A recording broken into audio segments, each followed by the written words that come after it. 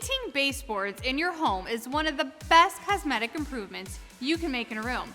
Let me show you how, using the tools and the paint to get it done. The first thing you want to do is clean them. Dirt and grime collect on the bottom of the walls, making this one of the dirtiest parts of your home. I'm going to use warm water and 2 or 3 drops of dish soap, creating a good lather to wipe down the baseboards with a clean cloth. Patch any gouges or nail depressions.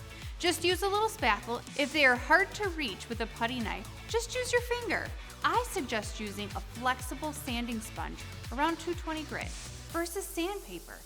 This is easier to grip and helps you get into the curves and crevices of the trim. After you sand, run a microfiber cloth across the boards to pick up any of that dust.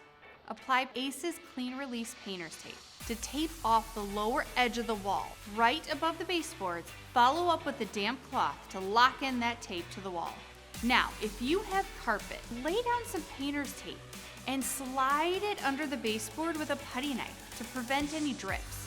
You can also use a paint guard or a metal sheet if you want an added layer of protection. Paint your baseboards. I am using Clark & Kensington's cabinet door and trim paint in a semi-gloss sheen. I recommend using trim paint because it's formulated for toughness to hold up against areas like baseboards.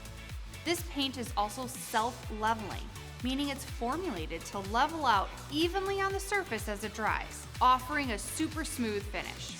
I'm not a fan of roller marks or brush strokes, and self-leveling paint really reduces that. If your trim is made of wood, then you want to go in the direction of the grain. Since this is a solid color, I'm going to brush the paint on in the same direction, moving from one end of the wall to the other end. This helps make sure that I'm overlapping my brush strokes on top of each other. As you overlap the strokes, try to keep a wet edge to prevent any lap marks. When the paint has dried just enough so it's just a bit tacky, you can remove the tape.